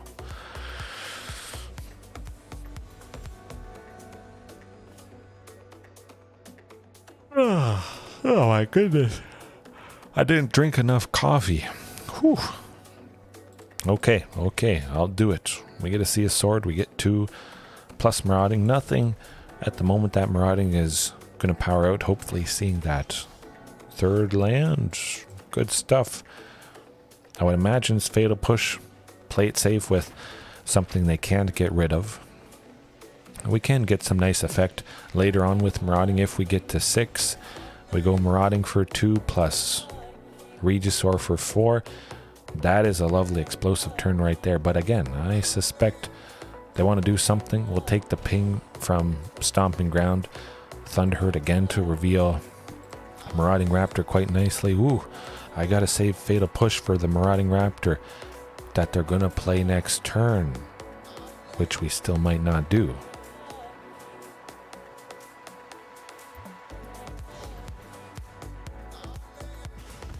That's alright. This is looking pretty good right now. But I am thinking Ripjaw, switch it with Topiary, just a little bit more stable ramp. Of course, we did see Ripjaw quite fantastically draw multiple cards with 2 Marauding Raptors, but you can't count on that. That is a very rare occurrence, I must say. Doesn't happen nearly as often as I would like. But it is nice. But Topiary just pushing things past the point, getting another land, even though you can't use Topiary often. What do I want to do? You know what? I'm going to go with this other treasure map, and I'm going to scry, because I can. Don't need another Lukka. Maybe we get a Castle Garenbrig. Any land would be good, but that treasure map flipping, that is where it's at. We're going to do a bunch of stuff and hopefully take out Sheoldred soon.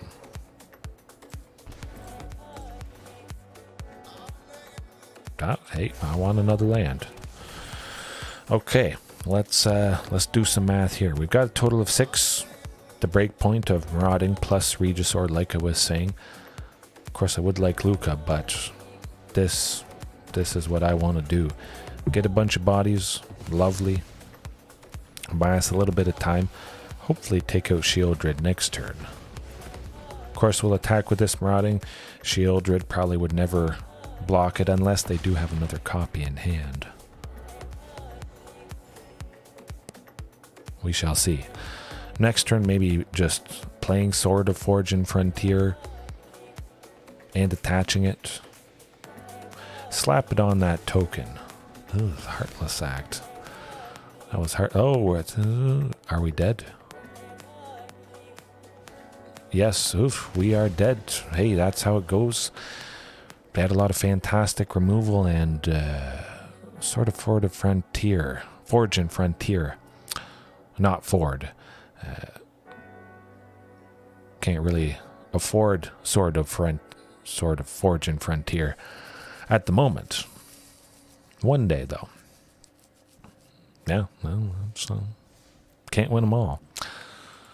All right, next one. Get her done. See if it's not something black related. Hopefully it's my all-time favorite at the moment of Azorius Control. Lots of things that can't be countered, and yeah, I just haven't seen it a lot. It seems to be quite popular in Explorer, but yeah, you just never know.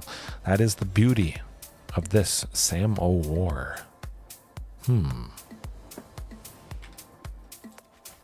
Oh, love it, love it. 2 lands, lots of stuff for 2, nice and stable. Thunderherd Migration, lovely Ripjaw potential to play him for super cheap, especially if both these things survive.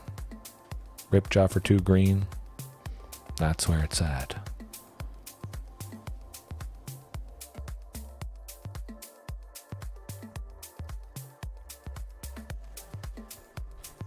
I need more coffee, my goodness. I would have to warm it up in the microwave, although I do like cold coffee. It gets the job done, and that's the main thing.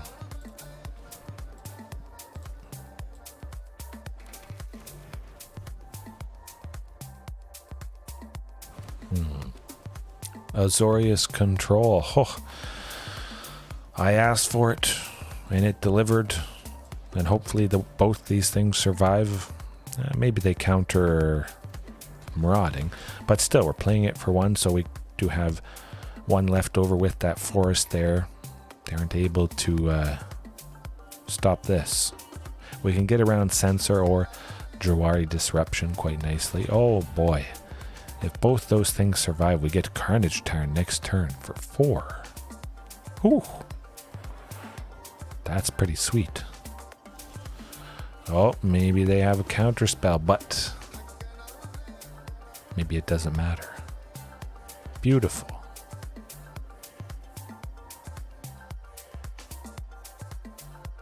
That does the trick. Yes, Carnage Tyrant for 4. 4 for a 7/6. Trample, hexproof, can't be countered. And we get to attack with it, so that is also quite nice. Maybe they could have done something to Huntmaster. They missed their chance that it was going to give haste to Carnage Tyrant. At least they don't have 4. We don't have to worry about Settle the Wreckage. Exiling all attacking creatures we have. Oh, they definitely think they should have taken out Huntmaster there, so it wouldn't have given haste to Carnage Tyrant and made an even bigger headache of a turn. Now they do have 4. You know what chances are is coming up. I'm going to try for Lukka. I have a sneaky suspicion they got something that might do something to Carnage Tyrant. Either they counter this and then we attack with Carnage and Huntmaster or... well, something good is going to happen. I'm just happy to get Lukka down. Possibly draw out that Settle the Wreckage.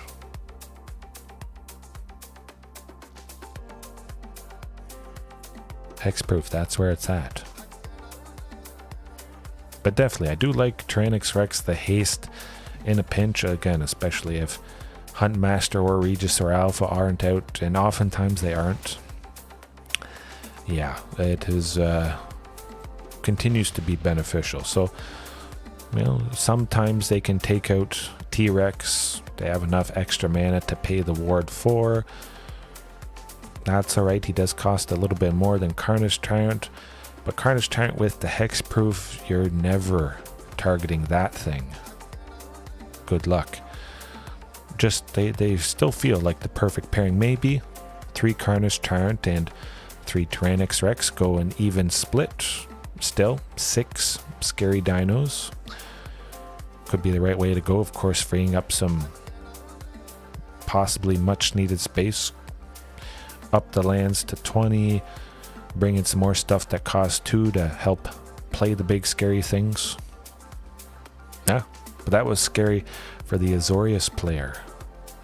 Maybe they're scratching their heads wondering what they can do. Hopefully we have another fantastic turn of events, turn of turns. My goodness, supper was good. Wow. Yeah. Going to be going back again. Ravioli. It was Cajun chicken with mozzarella ravioli in a creamy pesto sauce with arugula. Oh, you guys can see the picture of it on my community post there. But, oh my goodness. Some of the best ravioli I've ever had. Maybe the best ravioli. But adding the chicken and the Cajun part with their sun-dried tomatoes underneath in the sauce. Oh, delicious. This hand looks pretty delicious, I must say. 2 lands again, at least, to play all these things for 2. Nothing really that Huntmaster or Marauding Raptor power out. Oh, shifting. Shifting would be nice. If we draw a 3rd land, definitely I'll try to go for Huntmaster. It could mean Marauding for 1 and shifting for 2 green. That was not the case, though. I feel like they might counter something. If they're going to counter something, let's burn it on Huntmaster. That's alright, we got another copy. I'd probably rather preserve Treasure Map at this point. Thunderherd Migration, let's hope they don't have counter spell for that. They didn't counter Huntmaster or kill it, anything of the sort, or stop it. They don't have cheap removal for it. They might not have a counter spell for anything. Oh, they could have Wandering Emperor. That would be painful indeed. I'm gonna try for Treasure Map.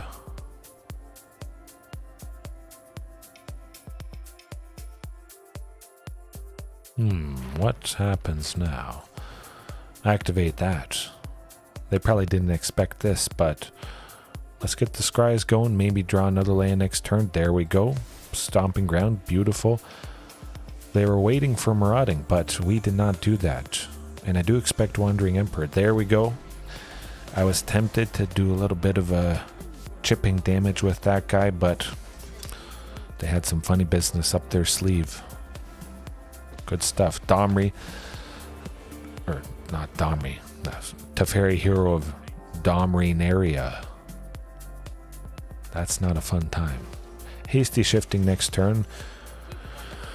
Yeah, I mean, we're not going to take Domri out, especially because they do have 2 samurais now. That is decent for Azorius Control. Let me think. Yeah, definitely. Marauding for 1. Shifting for 2. Stomping Ground will take the ping. We'll be able to get the next landmark counter on Treasure Map. And then next turn, Lukka. do his -4. That'd be good. Take out those samurais or something like that. Oh, it was fantastic. Alan Pep, yes. Every single thing was just on point. Lovely. Lovely indeed. I'll probably have to pick up, I don't know, pick it up a little bit more, especially takeout. My wife will order it. I'll get it after work, and that could be dangerous because it was so good. The carrot cheesecake had for dessert. That thing with the candle, the first picture there, I figured I'd use the first picture as her kind of birthday dessert. What you see there was a deep fried butter tart in sugar, cinnamon sugar, deep fried butter tart in dough. Oh, if you like butter tarts, imagine a deep fried butter tart. It is just better all around. There's deep fried Mars bars, sticks of butter. So a butter tart, I mean, is, well, it's not a Mars bar, but it has butter in it. It's better than a deep fried stick of butter, I must say. Oh, hopefully I'm not making too many of you guys hungry. I'm making myself hungry, so it's not one-sided, that's for sure. There was no leftovers, I can safely say that.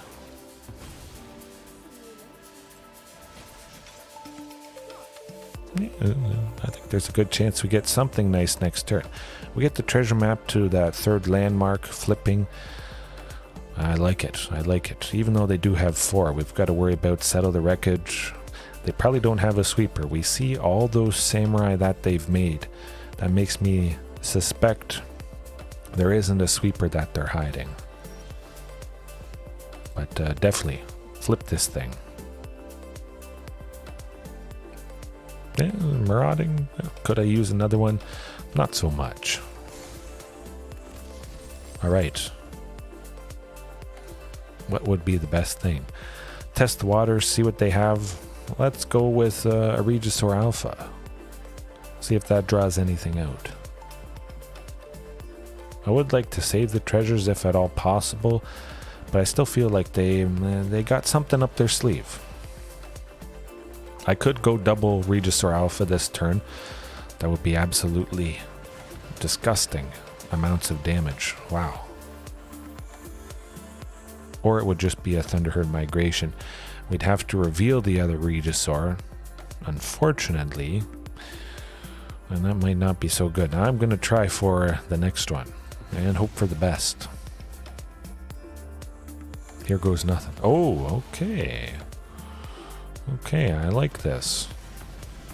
First one, given the next one haste, be able to attack with everybody. I'm just gonna go all out into a settle. I hope not. Risk it. Atwara, hey, that's okay. They had to pay 4 to bounce that thing, and that's fine by me. Taking advantage of these Regisaurs, that's okay, understandable. Take out a bunch of stuff, deal a decent bit of damage, but gaining some good information, I must say. That's pretty valuable, especially against a deck like this. If you can,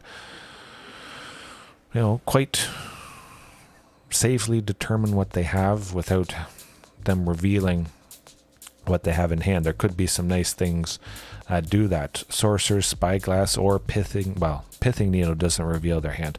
Sorcerer's Spyglass for 2. We name a card, it turns off the activated abilities of that card, but they also reveal their hand. That is a nice thing, especially against this deck. Turning off Teferi, very good stuff. But what is going on? To only be able to do something for 3.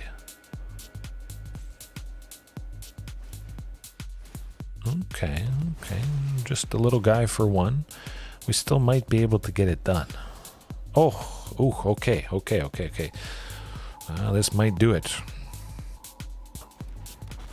Oh boy, here goes nothing. Hope they don't have a counter spell. Did we get him? Possibly. Ooh. Interesting. What are they thinking?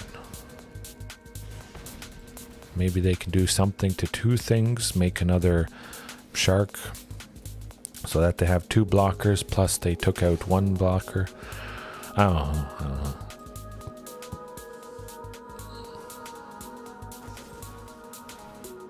Yeah, Fateful Absence tends to do the trick, unfortunately.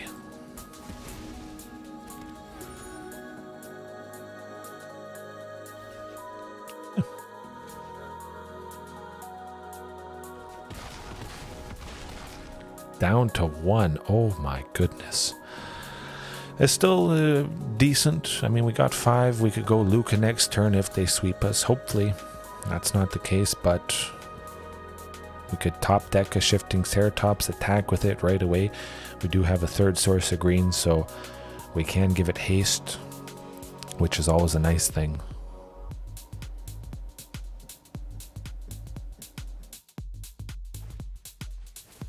Okay.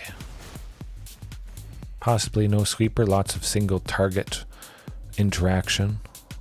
Lukka Bound to Ruin actually might do the trick, taking out that shark.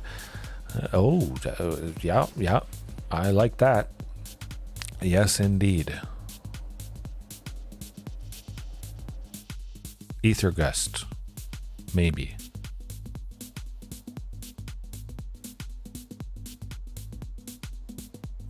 Hopefully not. They gotta do something to Huntmaster, or else that might be it. Maybe they're trying to bluff like they have something for Carnage Tyrant, because they took quite some time. Well, let's swing for the fences, see what happens. There's that Wandering Emperor. Yikes.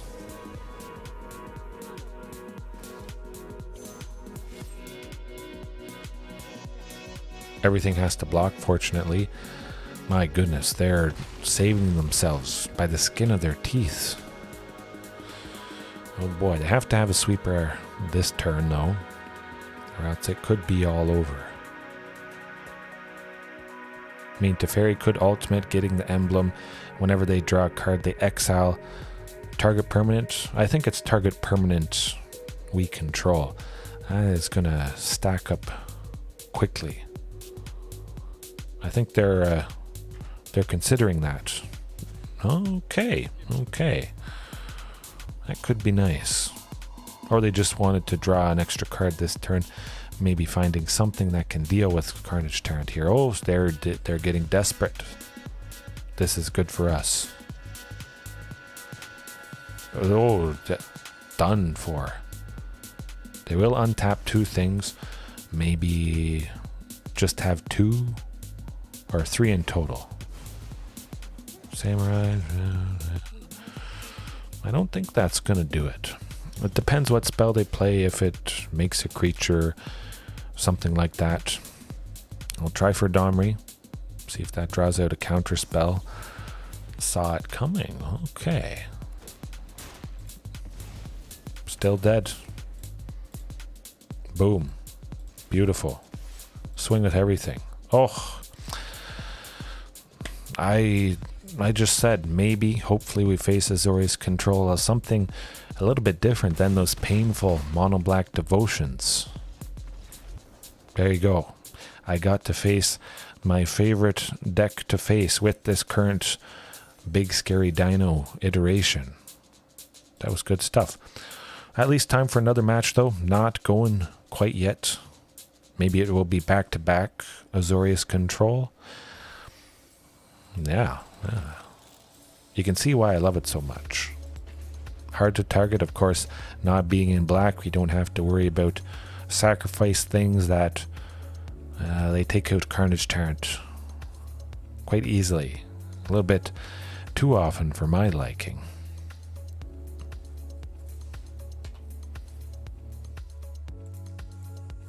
Maybe some night I just face all Azorius Control. You never know. The algorithm doesn't know what to do. We lost a lot against Mono Black Devotion, and then Dinosaurs win against Azorius. It's doesn't know how to treat this deck, perhaps. Although I don't think there's anything with the algorithm. Of course, we've seen some very painful openings tonight. All over the place, which is as it should be with this true randomness. You'll see all kinds of crazy combinations, and mono red aggro with them on the play. Not a pretty sight. But we do have Brotherhood's End again tonight, which I think should do the trick enough.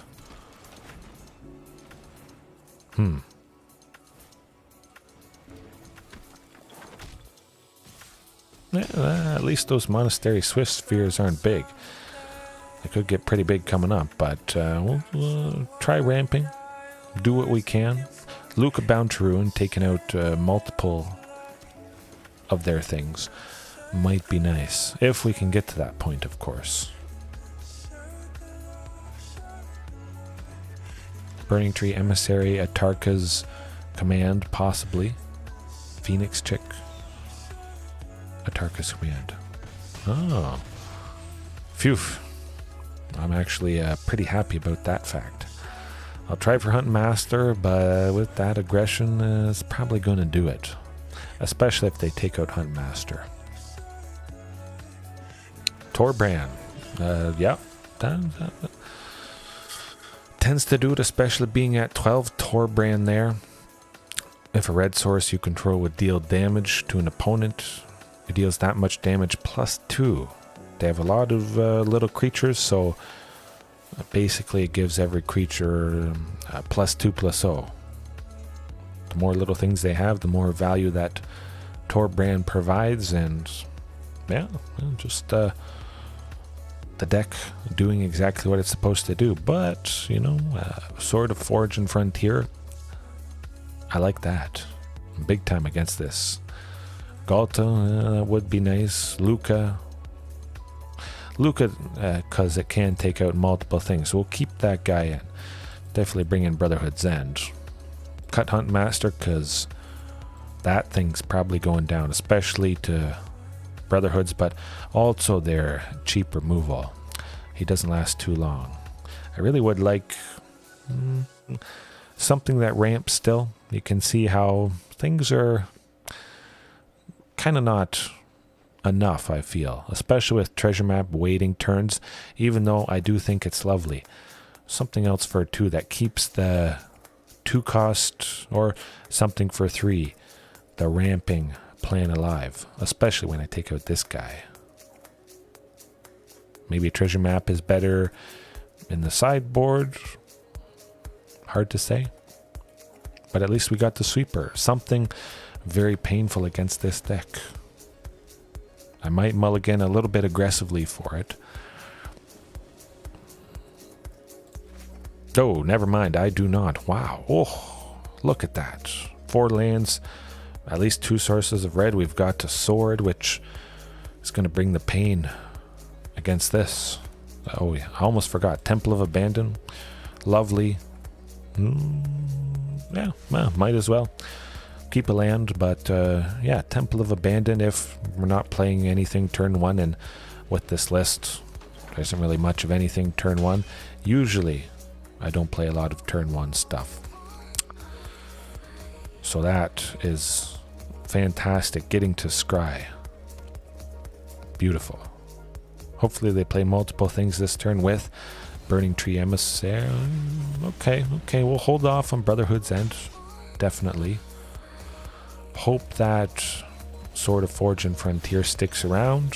No, they're worried about it. Maybe they go with a Braid, which can destroy target artifact.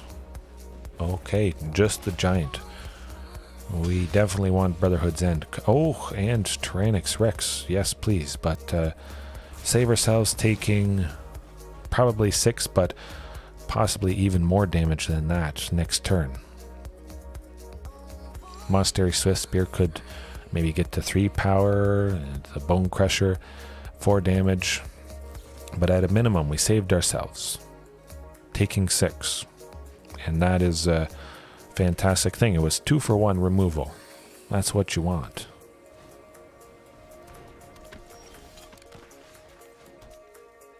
Regisaur Alpha, that's what I want. Next turn, I mean, I think there's a good chance at least one of these things is sticking around.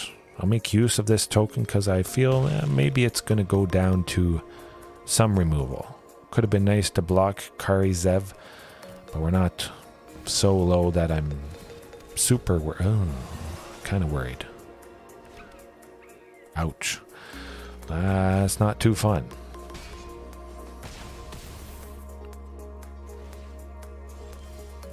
I mean, it's not all bad. Having Tyrranax Rex, now that is a nice time. I'll hold everything back. I don't like being at 8. Maybe could have attacked with 1 creature, but still, we need 2 at a minimum to block Kari Zev. Tyrranax Rex should be able to block Hazoret into infinity. We don't have to worry about that. We're gonna slap Sword of Fortune Frontier on Tyrranax Rex, make him 10 power, and yikes. That's going to be scary for them.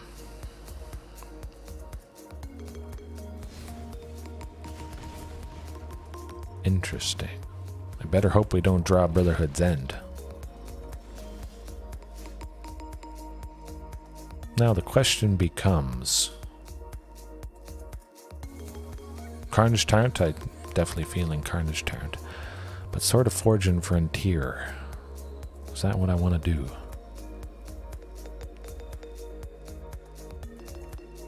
Actually, you know what? I'm going to slap it on the token. Mostly because it has trample. Pretty much because it has trample.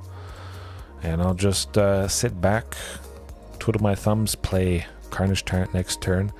We got 2 blockers that they basically can't deal with, which is quite nice indeed. Ramanap Runes could be quite painful. We've got to keep that in mind. They can pay 4, sacrifice it, deal 2 damage to us, and actually they might get us here, unfortunately.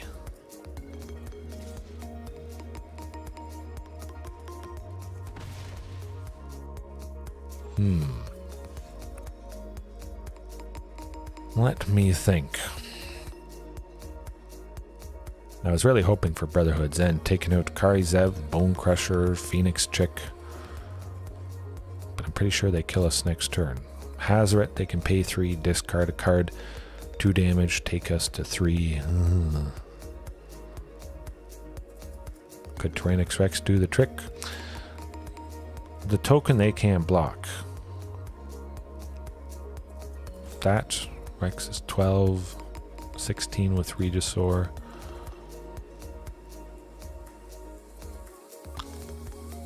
Regisaur Alpha, it has to be. See what happens.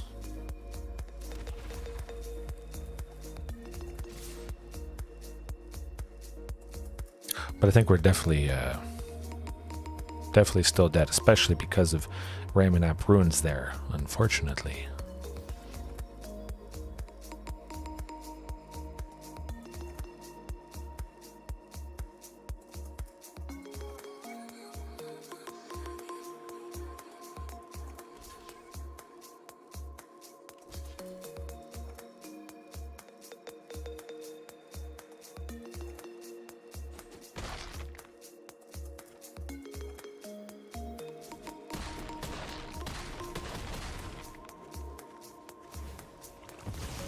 Okay, get us something good.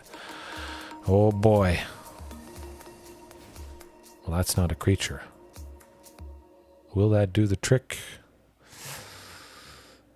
No. No, unfortunately. Yeah. Not so good. At least I did get to see Sword of Fortune Frontier. Some nice card advantage there. Yeah. Can't win them all. Possibly, attaching Sword of Fortune Frontier to Tyrranax Rex get it to 10. They can't block it, so they would have been dead in 2 hits, guaranteed. Holding some blockers back, yeah, I can see that being the better option. I'm going to have to get used to Sword and Forge and Frontier, especially with the Rex. Making that a 10-10, lovely. Especially against this, but yeah. That was good overall. Actually, I forgot I was going to look up white things, potentially, if I do splash for white, which I'm certainly still considering. I'll open up the list. Use that as the way to search for white stuff. But white dinos, I think we'll take a quick peek at before we go here. Oh, almost knocked over my coffee. It's empty. No worries there. Okay. Dinos. Like I was mentioning, Awakening Sun's Avatar. Yeah. You know, with Pillar of Origins tapping for a mana of any color, for a dinosaur, Jetmir's Garden, the Naya Triome to help get more sources of white. Thunderherd Migration, grab the basic planes, the only planes that I add in. Yeah, I think there could be some decent potential. Somewhat easily enough getting to 8 or 7 or 6. All depends if, you know, Marauding or Huntmaster are around. But I think you could somewhat reasonably expect at least one of these things to drop Awakening Sun's Avatar to 7 and be a nice one-sided board wipe. Bust through and do the trick. Lukka, I mean, it can remove multiple things. That is good, but it really, I don't use him often for the -4. Or again, I have to play him and I don't have any creature out. I just simply do his +1 and, you know, maybe play Huntmaster or Marauding Raptor and then still not really able to use his -4 the following turn. But I still like him, of course, because he can take out multiple things. But yeah, definitely looking at Awakening Sun's Zetalpa, certainly, is quite scary. Double Strike, Vigilance, Trample, Indestructible, hard to deal with. I mean, I already have scary dinos here with the Rex and Carnage T. And Zetalpa only needing 2 white. A little bit easier to cast than Awakening Sun's Avatar. I've wondered about this, especially against mono green, which flying creatures, they definitely seem to be the bane of that deck's existence. If we can power up Zetalpa, of course, make really good use of that double strike, that would be lovely. Goring Ceratops, I don't really like it. I've never really used it. I don't think it's super good, but it is very tempting to have all our creatures gain double strike until the end of turn. That's very nasty right there. Yeah, Trapjaw, possibly. Exile stuff temporarily. Temple Altosaur.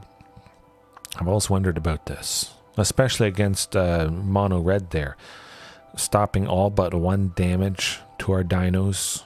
Of course, you should play all 4 copies of Temple Altosaur.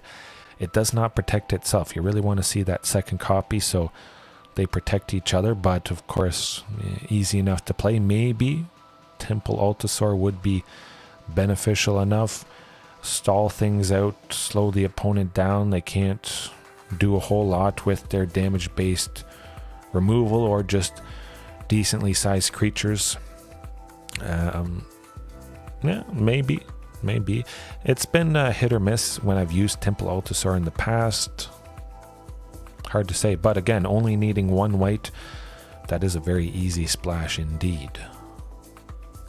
Flying things, again, going back to Zetalpa, flying being lovely potential against certain decks that have trouble with flyers. But Imperial Aerosaur, temporarily giving another creature +1/+1 in flying. I do like that, but I also like Majestic Heliopterus, giving flying to a dinosaur until end of turn every time it attacks. Of course, it is another creature that has 2 toughness, dies to Marauding Raptor ping. Yeah, You know, maybe if I bring this in, I cut Marauding, because I really don't want too many more creatures than Huntmaster that die to the ping. Usually I like to keep it just Huntmaster. But yeah, you can imagine if this thing has haste with Regisaur or Huntmaster, boom, it's attacking, it grabs Ghalta, gives Ghalta flying, Tyrranax Rex, one of the scary dinos, repeatedly, making things extra scary. Seeing all that big damage fly over top from the sky and their life total be reduced to 0. That's the goal, at least. Yeah, we'll see what we do tomorrow night. Hopefully back tomorrow night. And yeah, have a good night, a good morning, evening, afternoon, whenever it is. Yeah, no. Happy Friday and peace. See you next time.